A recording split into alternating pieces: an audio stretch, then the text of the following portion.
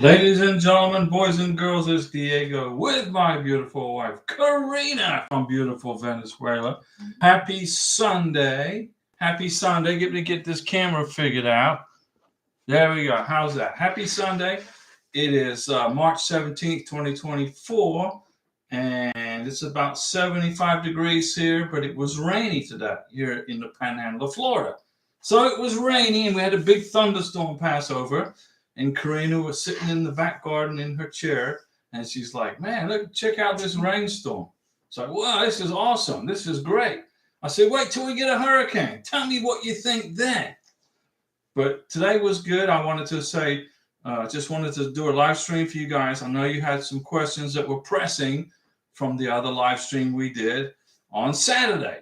So here we are on Sunday, taking time out to help you guys with your K1 visa questions and your green card application questions and your B2 tourist visa questions and your spousal visa questions. Now, remember, I'm not an immigration attorney, okay? I don't give you any legal advice. None, zero, nada. I don't work for the government. Oh, thank goodness for that. I don't work for USCIS or the State Department, but I got 9 years of experience in processing K1 visas. I can write the book on how to process a K1 visa where you don't get an RFE, where you don't make a mistake, where you don't get problems. And the secret is, number one, patience, okay? There's no such thing as a rapid visa. It doesn't exist. There's no such thing as a fast visa, all right? And you got to qualify for the benefit. You got to qualify. And if you don't qualify for the benefit, wait until you do qualify before you file your K1 visa so you don't get a denial or an RFE. All right. So what are the requirements for a K1 visa? Well, number one, you gotta be in love with somebody from a foreign national who's a foreign national. You've met each other. You've spent lots of time together. And I'm not talking about a weekend. I'm talking about lots and lots of time together. So you know each other like the back of your hand, because immigration want to know that you know each other and you love each other, number one. All right. So my recommendation is that you date each other for at least a year. 6 months is good, but at least a year with a minimum of 6 months worth of evidence, with at least 2 trips to go see your beneficiary. Now, immigration requirement is 1 trip, met each other once. Okay. Well, that's all well and good. If you met each other once and spent 6 months together, that's great. If you met each other once and spent the weekend together, that's probably not going to be sufficient evidence for a K1 visa approval. Number one.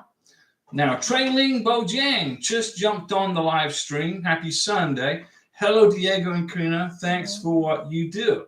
Hey, it's no problem. I mean, I'm glad to help you, okay? I want to help you. I want to see you get your visas. I want to see you come to America, start your life here in the United States legally. It's a great opportunity, and it's good to reunite families, okay? But you got to qualify for the visa, right? Karina and I, we want to see you come to America, get married, and then get your 2-year green card out of the way, then get your 10-year green card, and then get U.S. citizenship and become Americanized and become part of the melting pot of the United States. Okay. Now, Karina's from Venezuela. Is she going to forget Venezuela? No. Her mom lives there. Her dad lives there. Her family, some of her family still live there, but she's not going to forget Venezuela, but she's becoming American. Jin Ganesh. Hi, Diego and Karina. Happy Sunday, Jin Ganesh. To you also. You guys always helping us. Thank you. Hey, why not? Who else is going to help you? I mean, you could pay an immigration attorney thousands and thousands and thousands of dollars, and yet you can ask me the questions here for free, right? A K1 visa is not hard to process. You just got to qualify, and you got to know what you got to be. You got to know what the qualifications are, right? It's like taking your driver's test.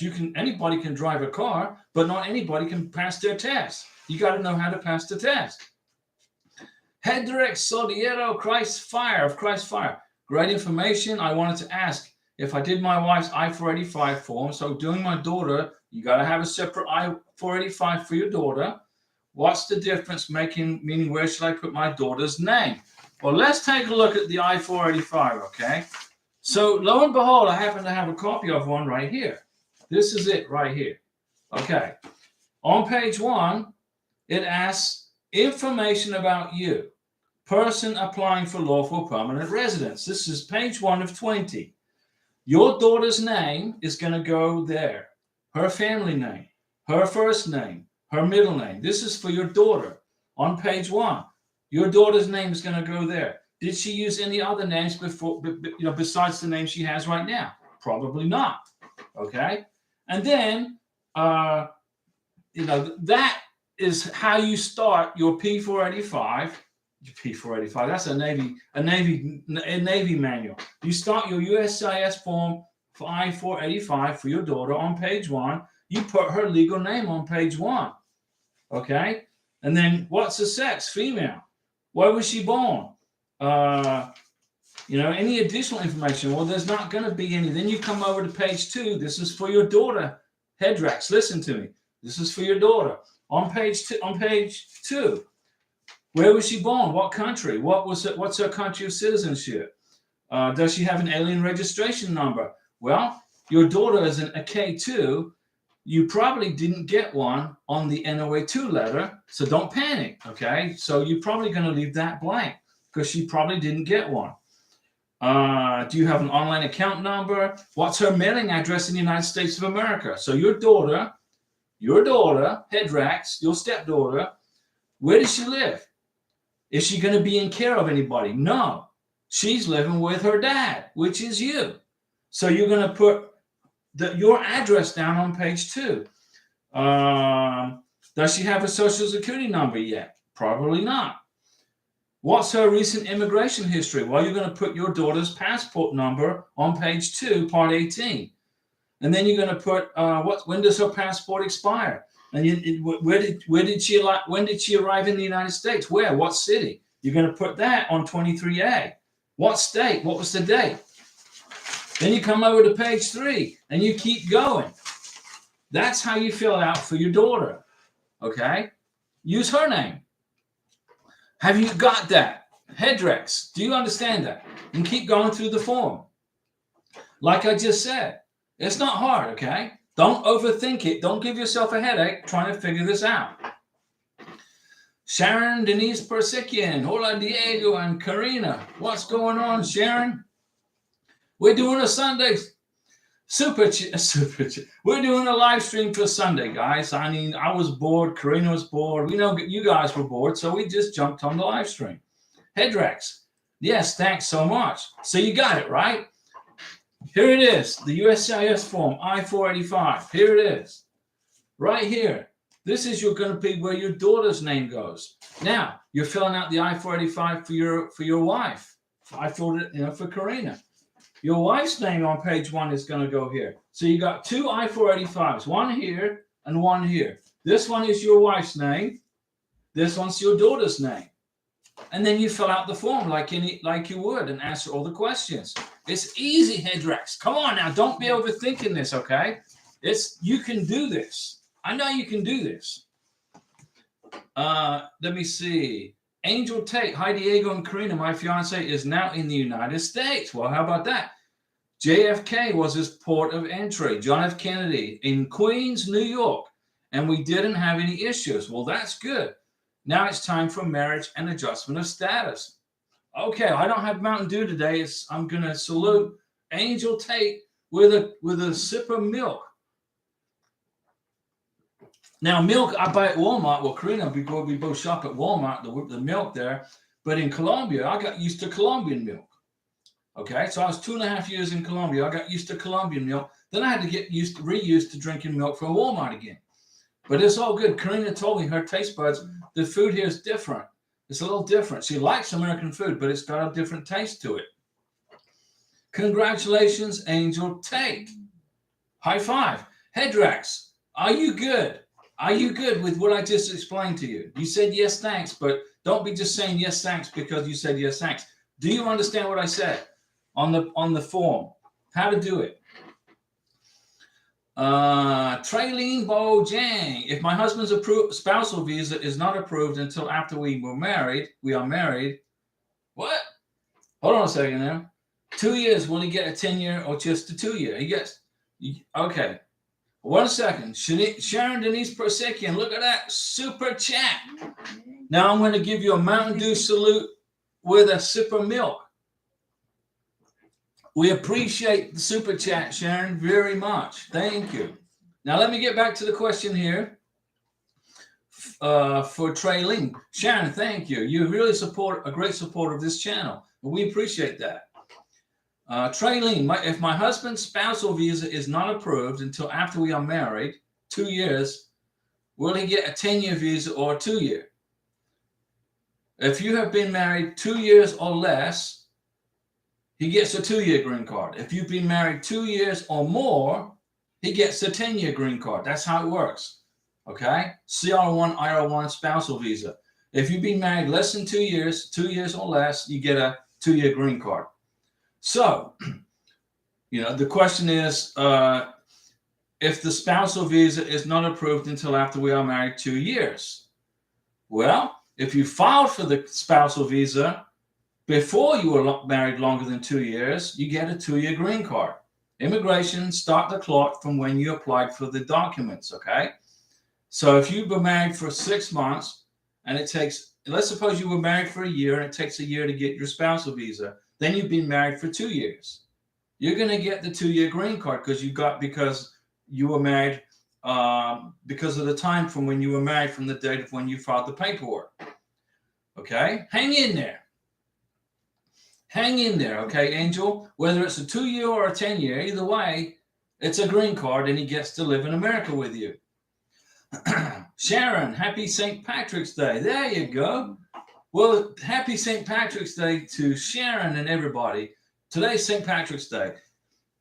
And Las Barreras. Hello, Diego and Karina. IH64, page 3, part 6 is my name as an interpreter. Las Barreras, did you interpret the document for your beneficiary? Did you interpret it? Did you do it? Who interpreted the document? Let me see here. I got every form under the sun for immigration. Hendrix, Soldiero, Christfire, thank you for that super chat. Man, you guys are being generous today. We appreciate you guys. Man, we do. I mean, we don't ask for nothing. I don't even ask you to like or subscribe to this channel. I never do that. It's like a panhandler, right? Oh, subscribe to the channel, like the channel. I never do that. That to me is crazy. I mean, it's like you're begging. But we don't do that. Either the content on the YouTube channel is good or it's not good. And then you guys make the call, right? I never do that. I don't ask for that. But thank you, Hendrix, for that super chat. And Sharon also. Now, on the IH64, right here on the IH64, the question that was, what the interpreter. If you, Mr. Sponsor, Miss Sponsor, if you read this document to your beneficiary, let's suppose in Spanish, and you translated it into English, or you read it in English, translated it into Spanish, if you were the interpreter as the husband or wife, you put your name down and as the interpreter, okay? You can do that.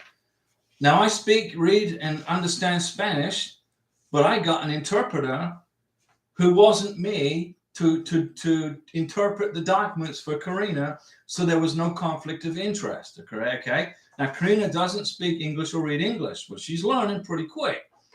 So our friend from Venezuela who lives here in Florida, she was the translator. She translated the wedding. She translated the documents. I could have done it, but then I didn't want to create a conflict of interest with myself because Karina's my wife. So I had another person interpret the documents, and she put her name on the paperwork. She put her email address on the paperwork, her phone number, okay? Not me. So then immigration, although immigration know that I can speak Spanish and read Spanish, there's no conflict of interest. You know what I'm saying? So we avoided a conflict of interest by having an outside person who was a friend of our family be the translator. And that protects Karina's green card. It protects me and protects everybody. All right? So that way the green card goes through smoothly. And in 4 days, we're heading to New Orleans for Karina's biometrics. We get to go on a road trip. We're going to drive from Florida to Alabama to Mississippi to Louisiana, and we're going to go get Karina's biometrics taken care of. Pictures, photos, fingerprints. It takes about 5 minutes. So I got to drive clear across 4 states for a 5-minute interview. And you know what? It's okay with me because it's an investment for my beautiful wife. She's here with me. She gets her biometrics. And then we're going to wait for either another visa interview or they will just mail the green card to our house here in Florida. So we don't have to go to any more scary visa interviews. Because I'm getting sick and tired of visa interviews. Honestly, I don't want to do any more. Except for Karina's interview to become a U.S. citizen. So hello, Diego and Karina. Las Barreras. If you speak fluent Spanish and English, you can be the translator for the I-864 page, part 3.6. You can put your name as the interpreter. You can do that if you want to. There's nothing wrong with doing that, okay? I could have done that too, but I didn't. I wanted to stay neutral, all right? 6-6, hi, Diego. My wife just gave birth to our baby boy, wow, in Maryland. Wow, my interview is next month. Should I bring the birth certificate to the interview? Yes. Bring the birth certificate plus pictures. Get bunches of pictures. 6-6. Everybody give a high five to 6-6. He's a daddy. He's a new papa. He's a papa. And Sharon, Denise Persikian, thank you, Sharon, and thank you, Hedrex, Soldier of Christ Fire, for those super chats. We appreciate you. Thank you. Let me see here.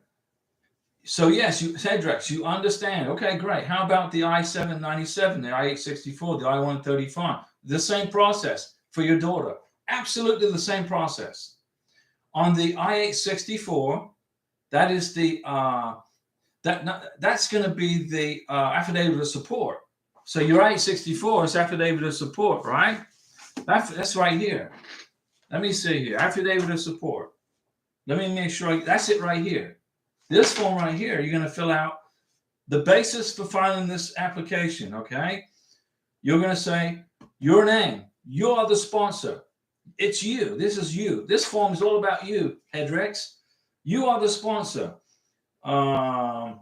Information about the principal immigrant. The principal immigrant is your wife, okay? Not your daughter. So you're going to put your wife's name on part 2. Principal immigrant is your wife. Then you're going to put the mailing address and the other information, okay? This is the affidavit of support. And then you're going to come over to family member number 1. Family member number 1 is your daughter, your stepdaughter. Her information goes here on the I-864. I'm sorry, Mule. That's where her information goes. Family member number 1. And then if you don't have any other K2s, it's going to be family member number 2 will be NA. Family member number 5, NA. And then you come over, you turn the page, you're on page 3, and you're going to put information about the sponsor. That's you, Hedrex. Your name, your address, your information. Okay? You're going to say you are a U.S. citizen. And then you come over to page 4. Okay? And now you're going to figure out the household size. The household size. Beneficiary, Hedrex, and your stepdaughter's 3. Okay? So it's 3. So here, you're going to put number 2. Here, you're going to put 2. Here is 1. That's you. So the family size is 3. So get some white out the 1, and get a black ink pen and write 3 in there, because the computer won't let you do it.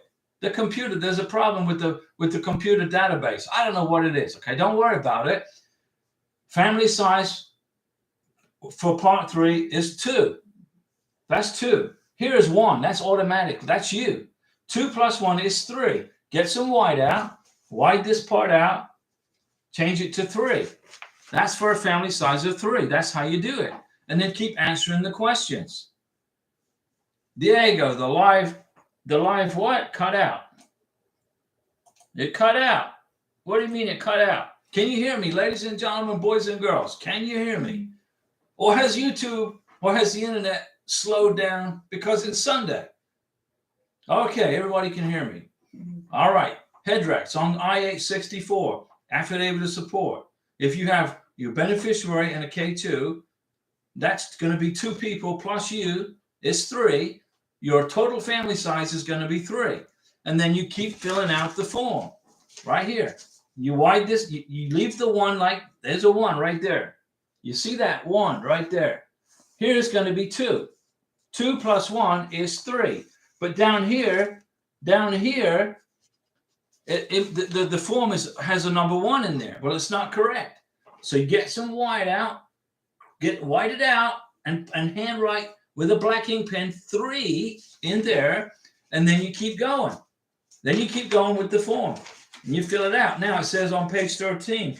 On page 13, I think it's on page 13. No, excuse me. No, it's only 10 pages on this one. But on the I-485, you have to check, yes, you are subject to the, on the form 485, on page 13, you have to check, yes, you are subject to the public charge. This is the 485. This is page 13 to 20. Right here, it says public charge, right? You're going to check, yes, you are subject to the public charge. And then you're going to fill out the paperwork on page 13 and 14. All right? Don't make the mistake. Don't mess that up. Don't mess that up. Francois Livingston, good evening, Diego and Karina. Well, this is a nice surprise. Francois, welcome back to the channel. How was your vacation away from Livestream? We hope you're doing good. And also, I want you to relax, okay? Now, I'm not going to discuss publicly anything about your case, but I read your RFE, and it's an easy fix. You can fix it. You can do it. It's not hard to fix. It's common. It's a common RFE that is common. Okay, you're not the first person to get that letter. Just do what I said, and then if you want, I'll read your letter to immigration before you mail it. If you want me to, I'll check it out for you, and then I'll give you the thumbs up or the thumbs down and tell you what to fix.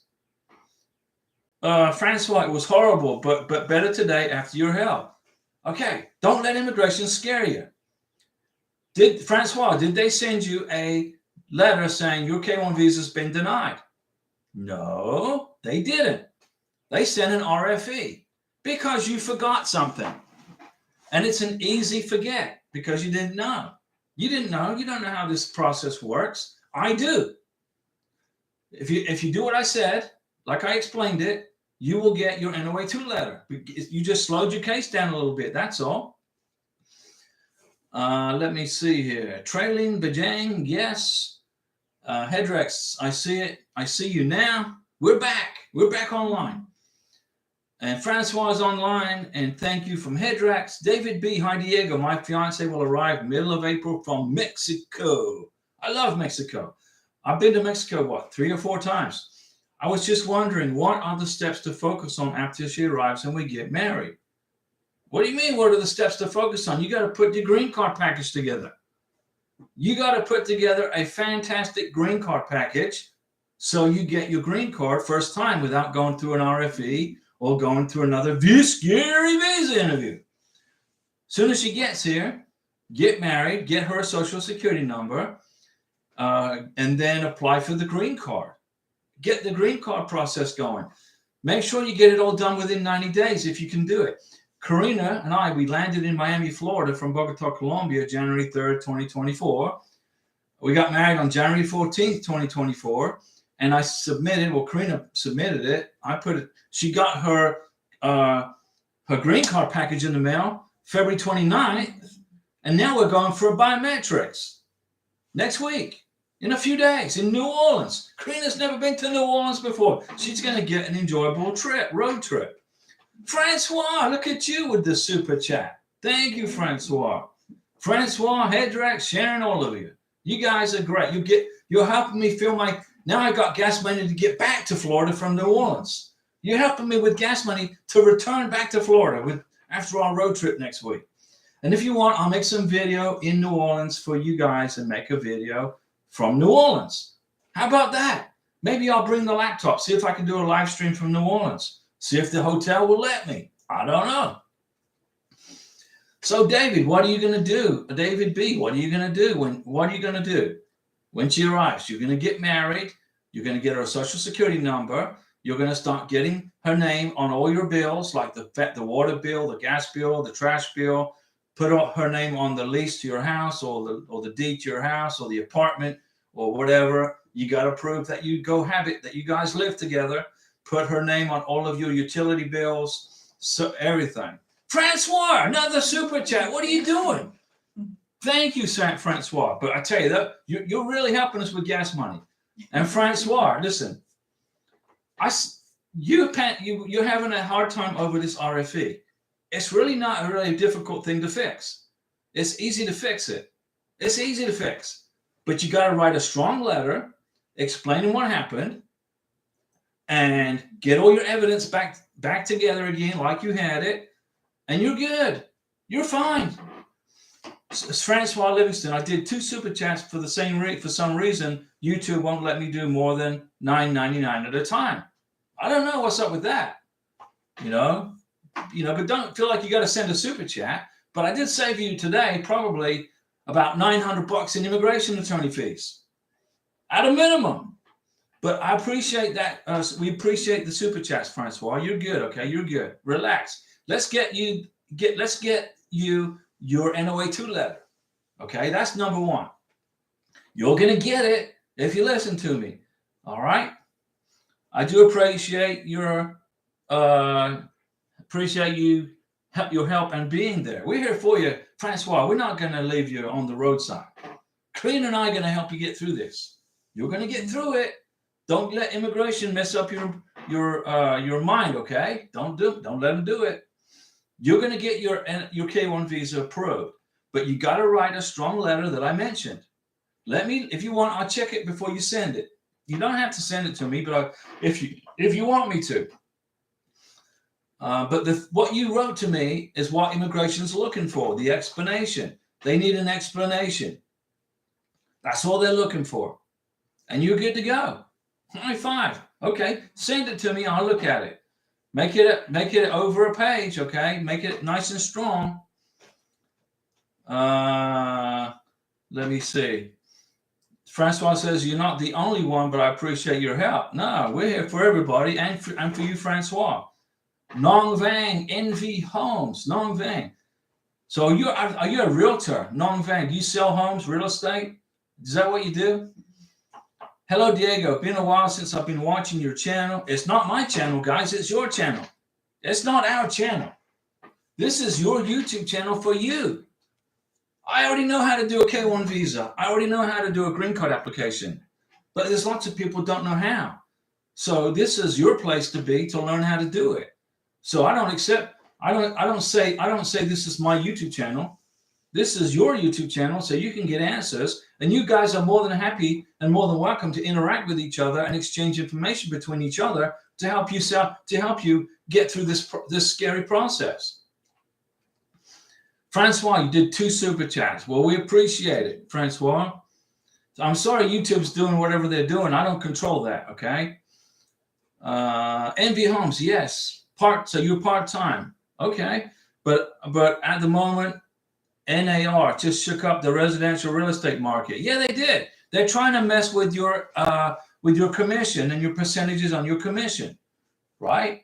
I thought we lived in a free market capitalist United States of America. But you got to remember who's in the White House. Who's in the White House right now? Who's running the show? It isn't somebody that's friendly towards the United States, capitalistic wise. Elections have consequences, okay? In a free market, real estate market, the realtors and the brokers and the clients, they all determine what the commission base is going to be. Not the government of the United States, not NAR, which is the National Association of Realtors. It's not their job. It's between the broker, the realtor, or the real estate agent and the client. That's who controls the percentage commission on a real estate transaction, right? That's how it works. But now you've got a government, you've got an unfriendly capitalist government in the White House. And that's where the pressure's coming from. In November, we have elections. If people want to continue down the road of socialism and Marxism and communism, then you have a choice in November what to do, right? Either get rid of that and hire somebody else, or keep it, right? So Nong Vang, if you want to tell anybody about your business, you're welcome to tell anybody about your business here, what you do. And if the National Association of Realtors are shaking up the residential real estate market, that's because they're getting heat from the White House and from Democrats who don't like Americans making profit. They don't. Nong Vang Envy Homes. My question is, if the Customs and Border Patrol officer took my fiance's medical and consular docs, how can I state these in the adjustment of status? You got to redo the medical exam. Nong Vang Envy Homes. When Karina arrived in Miami, Florida, the Border Patrol officer took everything, all of her documents, including her medical exam. So guess what?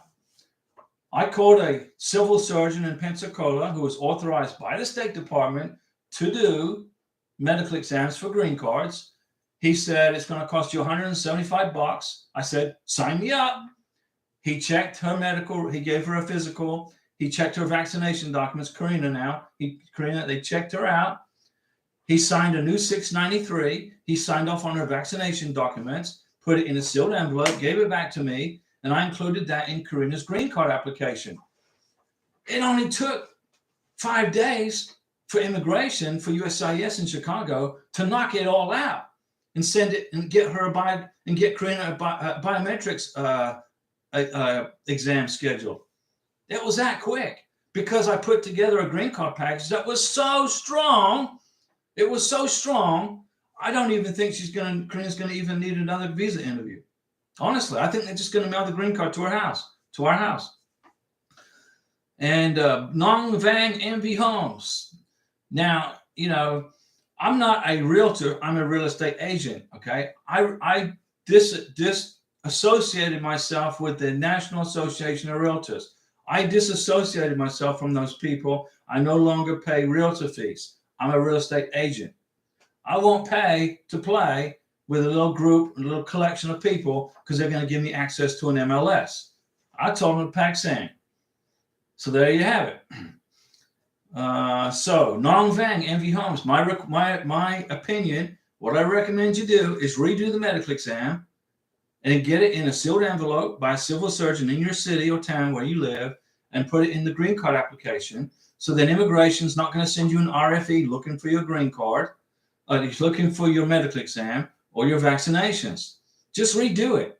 Somebody in San Diego sent me a message and said, hey, Diego, it's going to cost me $400 to redo my medical exam in San Diego. Well, number one, the problem is you live in California, okay, and everything's 300 times the price, including gas for your car, okay? And number two, it's an investment for your wife. If it's $400, if it's $100, if it's $1,000, just get it done. Suck it up, pay the fee, get the medical exam done, put it in the green card application, and then move on and get your life started so you don't get an RFE on the medical part. It's just my opinion. I'm not telling you what to do. I never tell you what to do. All I do is give you my advice because I know how this process works. I got 9 years of experience, guys, doing this. Francois, for the financial support, they're asking for 3 years of W-2s, tax transcripts, 1099s, etc. The 1099 for your annuity, will that be sufficient? Yes, but you got to get 3 years worth. Immigration want to see 3 years worth of tax returns, W-2s, 1099s. If you only have one 1099, then submit just the one. But then you got to find 2 W-2s. You're a nurse, right? Don't you work in the medical field? Do you get a W-2? When you get paid, what, every 2 weeks? The hospital pays you. At the end of the year, they give you a W-2. This is how much Francois made in 2023 or 2022, right? Isn't that? And you get a W-2. You get the 1099 for the annuity. Now, if you've had the annuity for 3 years, you're going to have three years worth of 1099s. Okay? That's what they want to see. They want to see how much money you make for the last 3 years. When you fill out the green card application, when you fill out the affidavit of support, they're going to ask you for 3 years worth of income. All right? They're going to ask you for it. Let me see where it is. They want to know, how much money did you make over the past 3 years? That's on page 5, page 5 of 10. Right there. Right there. You see that? You got it? Same thing, guys. You can do this, Francois. Don't worry about it. Nong Vang, MV Homes. Much thanks, Diego. Asked for my fiance interview back in January. It was easy. They never even asked for my required documents. No, they already knew you were qualified for the benefit. They don't have time. They don't have time. If you have a strong green card application, if you have a strong K-1 visa application, if you do everything I say to do, if you watch all the videos I've made for you, you're going to breeze through this, guys. It was easy. They never even asked for my required documents. They only asked for her birth certificate, police report, and a few questions. There you go. There you go, Nong Vang. And Nong Vang, look at that super chat. Man, you guys are on a roll today. We got gas back and forth now. Plus, I can get Karina breakfast at Hardee's in Mobile, Alabama. We appreciate you guys. Nong Vang, here is a real estate agent to realtor milk salute. I'm a real estate agent in Florida. I'm not a realtor. I won't pay to play. They say, well, you got to be a realtor so you can use the name realtor and then you get access to this MLS listing. I say, what? How about not? How about I don't pay you? And how about I just sell houses without being a realtor? I got a license, right? That's all that matters. Francois, I have all the W-2s. They want years of taxes and years of 1099s. Hi, Francois. That's it. You got it. Man, you are on a roll, Francois. Get all this stuff together. Write a fantastic letter of explanation as to what you told me, and you will get your NOA2 letter. It's easy. Well, it's easy for me to say, but I know that it's going to be okay for you, because if it was a problem, if immigration had a problem with it, they would have sent you a denial letter. But they didn't. They sent you an RFE, right? Relax. Francois, get all this stuff together and relax. And I will guide you through it. I will help you through it step by step, okay? Before you send it in to immigration, let me read that letter you're going to write to immigration. Let me check it out, and I'll give you my opinion. Hedrax, Soldier of Christ, on I-485, on the top of the form, on 485, on the top of the form, alien number, should I put my wife's alien number? My daughter doesn't have one, so I use my wife's alien number on the K2. No. Hedrax, let me save you from an RFE. Man, I'm saving you guys like crazy today. Hedrax, when you fill out the 485 for your wife, you get her alien number from the NOA2 letter. That goes on the this goes on the USCIS form I-485. Her alien number will go right here, right? That's where her alien number is going to go, right here. Your daughter doesn't have an alien number. If you look at her if you look at the NOA2 letter from your wife, your daughter's name, your stepdaughter's name, isn't even listed. There's no record of her on the NOA2 letter. Nothing. And then that means that there's no alien number. When you fill out your daughter's I-485, you do not put your wife's alien registration number in there for your daughter, because then there's going to be a massive problem for you. You leave it blank. You don't put NA in there. You don't say nothing. You leave it blank. Immigration will handle it. Okay? Hedrax, Do you get it? Have you got it? Have you got it? Do you understand that? Please tell me you understand that, because it's very, very important. What I just told you is gold information. So, Headrex, on the I-485, top of the form, alien number. Should I put my wife's alien number for my daughter? The answer is a big no. You leave it blank. Francois, no Mountain Dew tonight. Look, Larry Piercy gave us more Mountain Dew. I got Mountain Dew for a combat field operation. Okay, I could go 2 weeks in the field with as much as Mountain Dew as Larry gave us. But I got to have milk. I'm drinking milk today. Milk is, I don't know. Sunday's a milk day, and I'm going to make dinner today. I promised Karina I'd make dinner today. I got to figure out what to make. Let me see. Francois, no Mountain Dew, no. Right, you and Karina in Tokyo are the best. Tokyo. Now Tokyo, he's been exploring. He got out of the house. He's a house cat. He got out of the house, and he was gone for hours and hours and hours. Karina's having a heart attack. Where's Tokyo? I told her, relax. He's a cat. He'll come back home. Where's the food? Right here. Right? Where's the food? Where's Mama? Mama's right here. Tokyo went to explore the barrio. He explored the Pueblo, and then he was gone. And then he came back home. And Karina's like, oh, Tokyo came back home. Well, yeah, he's a boy cat. Well, it doesn't matter if he's a girl cat or a boy cat. The food is here. Mama's here. The house is here. He wanted to go explore the neighborhood. Just relax. And so Karina's all happy as a clam. And then she's watching YouTube videos about cats. I'm like, give me a break. Francois, so I need 2021, 2022, 2023, and all of the financial documents. That is correct, Francois. Let me ask you this question, Francois. Have you filed your 2023 tax return? Have you filed your taxes with the government ladrones have you filed? Did you file your tax return for 2023 income? Did you file it? You don't have to file it till April 15th. That's the cutoff. The cutoff date's April 15th, okay? So if you haven't, yes, I filed my taxes, okay. So you must include 2023, 2022, and 2021 tax returns in the letter to immigration, okay? You got it? Headrex, Soldiro of Christ Fire. Yes, I understand. Soldiro. Headrex. Headrex, did you learn a lot today? You learned a lot today, right? About immigration forms. Today you learned a lot. And I'm happy that you're here on the live stream. I'm so glad we did the live stream. I said to Karina, I said, hey, I'm bored. Let's do the live stream. You know, let's be productive. Let's help people today. And here we are. We're helping you.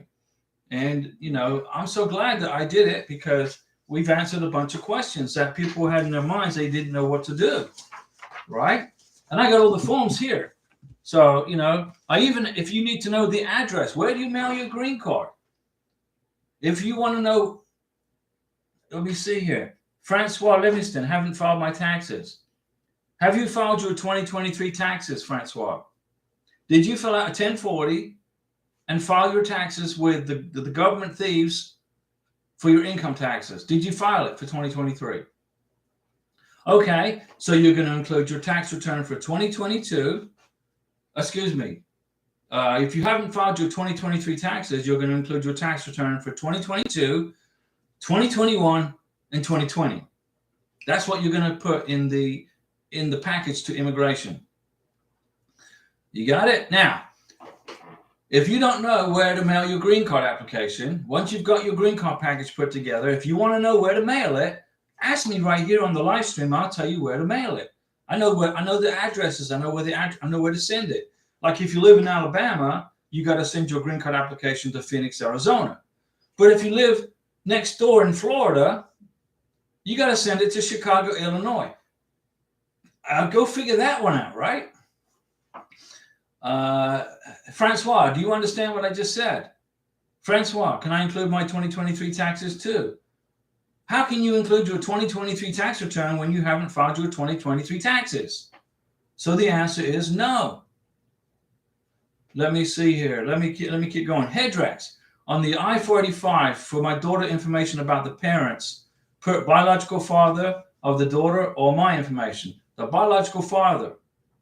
The biological father, okay, not the stepfather. So on the 485, where it asks what is your stepdaughter's father's name, you put the biological father's name, not your name. If you put your name, there's going to be a big immigration problem. Massive. You're going to get a big problem for you. All right, Hedrack. So put whoever her dad was in whichever country. That's what goes there. Miss Betty's in the house. Mabrielle Entertainment. I can't pronounce the first word, Miss Betty. I know it's Miss Betty. Hi, Diego. What's going on, Miss Betty? Long time no chat. What's going on with Miss Betty? What's going on in your life, Miss Betty? Didn't you just get married recently to your husband, that new husband now? How's everything? How's your married life going? Have you got your green card package put together yet? I remember everybody, just about. You know, I think Bud Garcia, his fiance is in Thailand. I think he's probably taking an afternoon nap. Miss Enid, look at that. Miss Betty, thank you for that super chat. Man, appreciate that.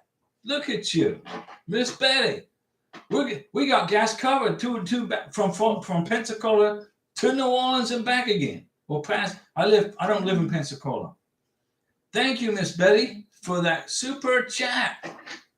I don't have Mountain Dew today. I got milk. I don't know why. I just got a thing for milk today. And Hedrax, you've learned a lot today. That's good. If you got more questions, Hedrax, ask me. Ask me right now. Ask me. GS, good evening, Diego, from a very wet England. GS, I am not surprised it's raining in England. Okay? I'm not surprised. England and Washington State, I think they're both on the same weather channel. I'm still engaged. Well, that's good to know. And still subbed to your amazing channel. It's for you guys, okay? I'm flying out to Arizona in June as a visitor. Love you both. You are so appreciated. Well, GS, we appreciate you. Thanks for being a subscriber.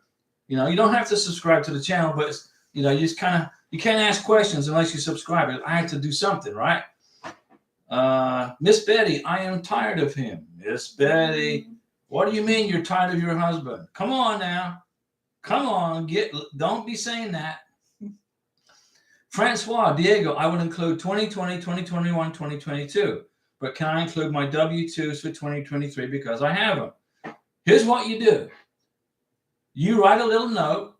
You write a letter with a cover sheet saying, this is my W-2 and 1099 for 2023, but I have not yet filed my taxes. You got to give an explanation. Because if you just include the 2023 W-2s and 1099s, immigration is going to look for the 1040. If you don't include the 1040, they're going to send you an RFE saying, where's your 1040? And you're going to say, oh, no, my visa's going to slow down again. Right? If you can include it, if you want, you can say, hey, look, this is how much I made in 2023, but you got to write a letter. This is a separate letter for your W-2s and 1099s for 2023. Dear USCIS, here is my W-2 and 1099 for my 2023 income. I have not yet filed my income taxes, but I'm including my financial information for your attention. And then you sign it. That's right, a separate letter. High five, Francois. Man, I'm earning the super chat money today from Francois, right? Miss Betty, not yet. I didn't apply for adjustment of status for him, but it's becoming so abusive.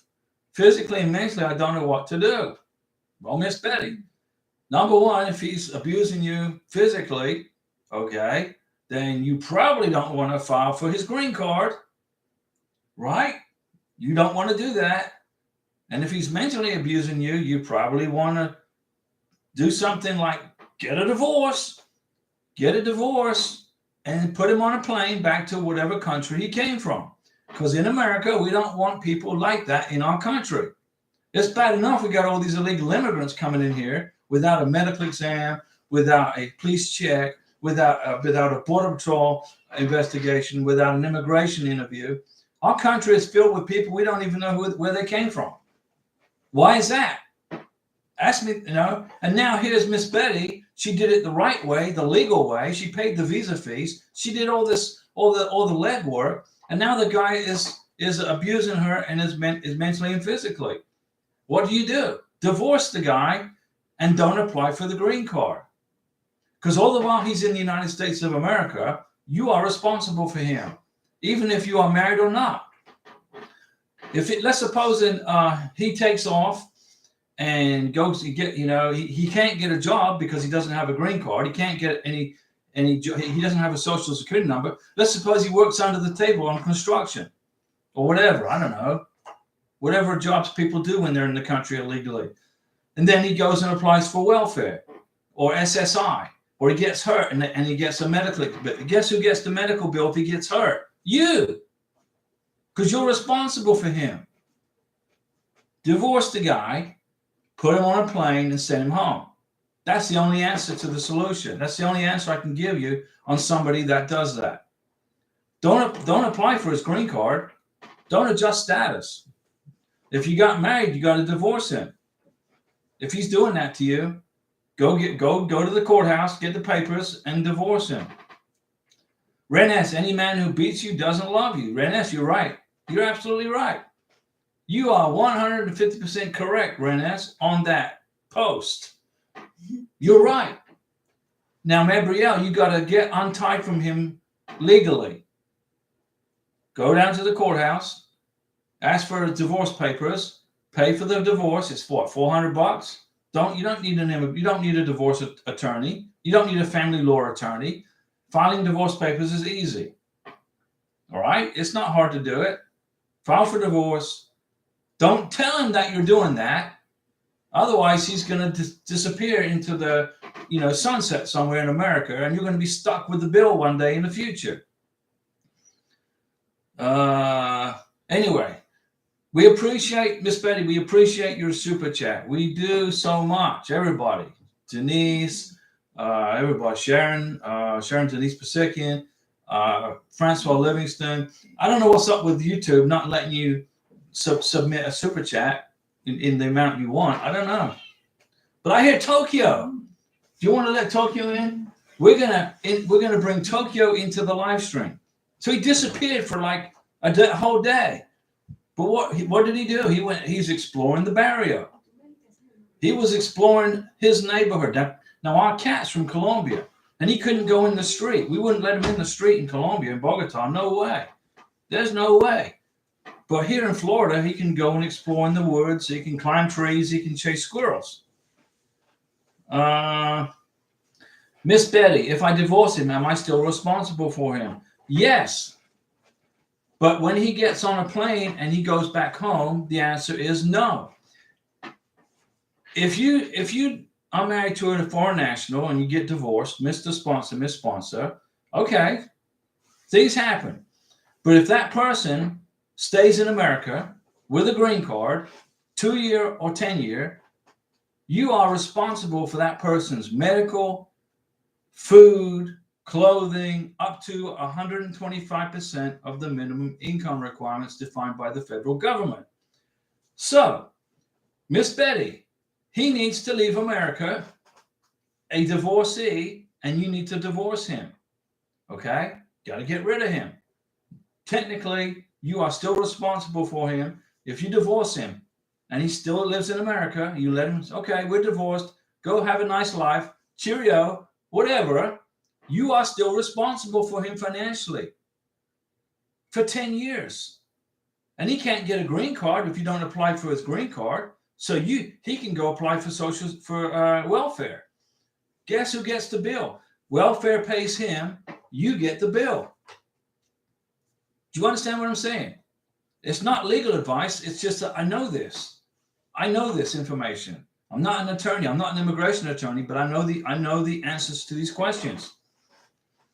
Renes, to a man who married me for a green card. I don't know. I don't think he married her for the green card, Renes. I just think that he's just not a very nice person and he needs to go back home. Ray Ramirez. Hey, Diego, do I need to include the I-134 form in my packet? Which packet?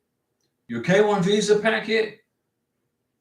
You can. It's not required. The I-134 is the Declaration of Financial Support, and you fill it out for the embassy interview, and you got to be at 100% minimum income. You use it for the visa interview. You don't need to include it in the green card application because that's the affidavit of support. You don't have to include it in the K1 visa application, but you can if you want to. I did. When I filed for Karina's K1 visa back in April of 2022, I included an I-134 in there to show immigration, my income was good. But you don't have to. But I did. It strengthens the K1 visa package. And Ren S, you spent 15 years of getting beaten. Well, that's not good. I'm sorry to hear that. Jai Reese, hi Diego and Karina. What's going on, Jai Reese? How's everything in your family with you? Hedrex, on Form I-765, the application for employment authorization, okay? Do the same for my daughter, but put my daughter's name where they put my wife's name. Yes. Hedrex, when you fill out the EAD form, the employment authorization document, you fill out the form for your wife, and you do exactly the same thing for your daughter, but you put your daughter's name in there. Okay? You just repeat everything, but you put your stepdaughter's name in there, not your wife's name. That's exactly correct. Hedrex, you've got this, man. Shiku, Diego, still can't get the embassy pay visa fees. I've done the DS-160. No contact with the embassy. I'm scared to take her to the interview without the embassy. Give me clearance. She also has to do my daughter's 11 years old. No, you're not going to leave her behind. Why can't you pay the visa fee for your daughter? You submitted the DS-160, right, to the embassy. Isn't this in Sierra Leone? Which country? Remind me the country. Is it Sierra Leone? You still can't get the embassy to pay the visa fees. I thought you paid the visa fee for your daughter and for your beneficiary. I thought it was all covered. I've paid the embassy. You've paid the embassy for 2 visa fees, right? You submitted 2 DS-160s, and you paid 2 visa fees, one for your beneficiary, one for your daughter, correct? Right? Did you print the confirmation page of the DS-160? Did you do that? Ren S, he won't leave the United States after the divorce. Who won't? Who didn't? Is that your ex-husband, Ren S? Was he a foreign national? He wouldn't leave the United States? Well, if Miss Betty doesn't file for the green card, he can't do anything. If he stays in the United States, he can't get a job. He can't get a green card. He will get, and then Miss Betty has to write a letter to immigration and report him to immigration as an illegal immigrant, and they will look for him and hopefully arrest him and deport him. But with the current administration in the White House, I don't know. We need new leadership in the White House to fix our borders. Just my opinion. If you have an opposing opinion, I'm good with that, but I just see what I see. You paid the embassy 2 visa fees. Okay. So Shiku, bring your daughter to the visa, get her a medical exam done, and bring her to the visa interview on the day of your visa interview. My daughter has to do a medical as well. Yes. Everybody has to do a medical exam for the visa interview. So you got to get the medical exam done for your daughter, bring her to the visa interview, and you'll get the K1 and the K2 at the same day. Bring the passports. The DS-160 is what they're looking for. And the receipt, the MERV receipt for the visa. Ray Ramirez, yes, the K1. Thank you, Diego. Okay, Ray, on the K1 visa application, Ray, you don't submit an I-134 with your K1 visa application, but I did because it gave backbone to Karina's K1 visa. We got approved without an RFE. Shiku, I have paid the embassy 2 visa fees. Then you're good. You got to prove it. Bring the MERV receipt and the DS-160 confirmation page for you and your daughter to the visa interview and turn them in and get the K1 and the K2, and then you can bring your daughter to America. I'm not going to fail you, Shiku. You just got to listen to me. Miss Betty, what if I have proof that he physically abused me? Do I still am I still responsible for his financially? Yes, as long as he's in America. You are the sponsor. You signed. Now, here's the thing. You haven't applied for his green card. So let me backpedal here. Miss Betty, if you didn't sign the affidavit of support, then no, you are not responsible for him financially at the moment.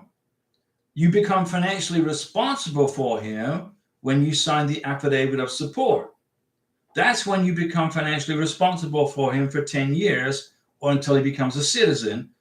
Okay? If you haven't signed the affidavit of support, you are not responsible for him financially.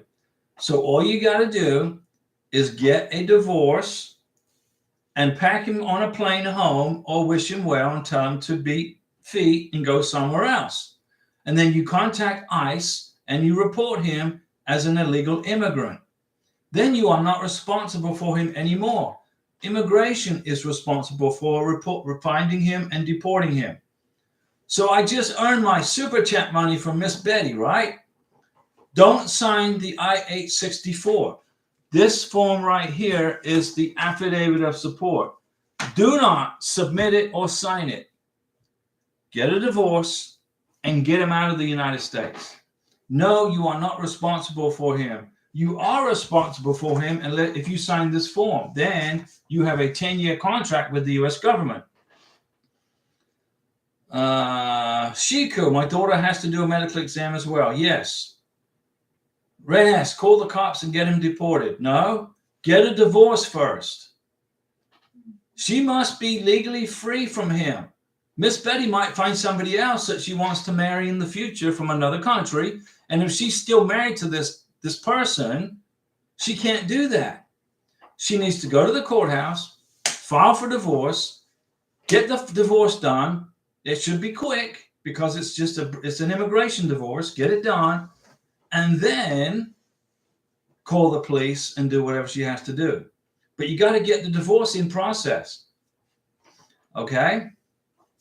Ren S, what if Diego, she reports his abuse? That's fine while she's married. That's good. She can do that. That's perfectly fine. But she needs to apply for a divorce. Shiku, I don't want her to mess my case because I can't get the embassy to inform I'm bringing my daughter. Is that a problem? No. The embassy knows you are bringing your daughter to the visa interview because you submitted a DS-160 and you paid the visa fee. Shiku, the U.S. Embassy knows your daughter is coming to the visa interview. They know. Did you get a confirmation page for the DS-160? Did you print a confirmation page for your daughter, DS-160? Answer that question. Francois, it will be over a couple of months to get New York State. Well, with what I got from H&R Block work. Yes, that's perfectly fine. Francois, perfectly fine. H&R Block is recognized by immigration. Red S, but in the K1, we all had to fill out the affidavit of support. No, you didn't. For the K1 visa, you filled out Declaration of Financial Support, USCIS Form I-134. Once that I-134 is signed, it no longer becomes valid when you enter the United States of America. That form is only valid for the embassy interview. It's only valid for the embassy interview and has no legal bearing on entering the United States. When you enter the United States of America, you have to redo the affidavit of support on Form I-864. That form is the form that will lock you down financially responsible for your beneficiary for 10 years, not the I-134. The I-134 just tells the embassy that you make 100% of the minimum income and you're telling the embassy staff, yeah, I'm going to take care of my beneficiary in America. So they're going to assume you're going to fill out the I-864. But the I-134 cannot lock you down as responsible for your beneficiary. Guys, listen to me. This is good information. Let me see. Lots of stuff going on here. Karina, what's good? Francois, I sent almost a month ago a request to get the last 3 years of New York State taxes and still nothing. Write a letter to immigration and explain that. Tell them. Explain it. New York State sucks. I would rather live in a cave, okay, in a far off land than live in New York State. Rene, so how can one get free from such a husband who beats? You divorce him. Ray Ramirez, do I need to include a copy of my fiancée and her son's passport in the K1 packet? Yes. Then does she need to get police report for the K1 packet? No, but I recommend you include it. You don't need a police report for the K1 visa package. You need it for the embassy interview. But I recommend you include it in the K1 visa package because it gives immigration a warm fuzzy that your beneficiary isn't a problem child. It helps your K1 get approved a lot quicker. Okay, but you must include a blown up color copy. How do you do that? Right here's the camera. You got to get a blown up color copy of your beneficiary's passport and any K2s. The biographic page. Don't make a copy of the whole passport. You don't need to do that. That's crazy. You just need the biographic page where it shows the signature, the photo, and the expiration date of the passport. But you need to include that in your K1 visa package. What if the husband runs before he served the divorce papers? It's not Miss Betty's problem. She needs to file a report with immigration, ICE. There's a phone number you can call to report an illegal immigrant in the United States. It's in Immigration and Customs Enforcement will respond to it. Shiku, is that a problem because I can't contact the embassy for my daughter? No, because I paid a visa fee and did the DS-160. I have the confirmation page. If you have the confirmation page, Shiku, for the DS-160, that means the U.S. Embassy accepted the DS-160. That means the U.S. Embassy knows your daughter's coming to a K2 visa interview. Okay? Did you pay the visa fee? Yes, you did. Immigration accepted the money. The U.S. Embassy took your money. They confirmed your DS-160 for your K2, your 11-year-old daughter. She's good to go. Bring her to the visa interview with the medical exam. She's good to go. Let me see. Ren S. So you mean until we apply for the adjustment of status, we are not responsible? That's right. You're absolutely correct. Don't do the adjustment of status for him, that nasty husband. That's correct. Don't sign the affidavit of support. Don't fill out the green card application. A loving partner won't bring pain to you, brother. Help to avoid it. Ren S, you're right. Rambling Man, Kaya Dan, welcome to the live stream. Man, we got everybody checking in today. My fiance got a 221G in Manila today. Her passport photo, they said, look doctored. So now she has to go get a new photos and schedule a new appointment. She didn't even make it to the interview window. So that when she checked into security, they checked her passport at the security window when she went through the security check. So some security guy working for the embassy said her passport picture looked doctored. Is that what happened, Rambling Man? How insane is that? Is that what happened? But don't worry about it. Okay, just get it fixed. She has to go get a new photos and schedule a new appointment. She didn't even make it to the interview window. Just get a new picture taken. I mean, let me tell you, there was a lady at the immigration check-in point in Bogota, Colombia. She didn't like me. I don't know why. Maybe I irritated her because I've been to Colombia so many times that occasionally I would go through her window. And then she gave me a hard time one day, and I just told her where to stick it. I said, look, I'm an American. I don't have to put up with this. And then every time I flew to Colombia, if I went to her window, she told me to go get my passport checked because she said it was invalid. I said, okay, well, I got a Colombian visa right here. How about you stick that where the sun don't shine?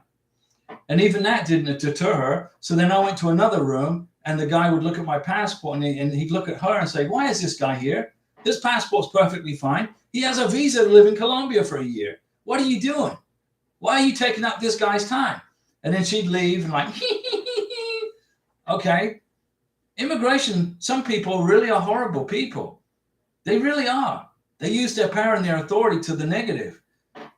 But just rambling, man. Just get it done. Just get it done, okay? Get a picture. It looked doctored. How insane is that? Okay? Don't worry.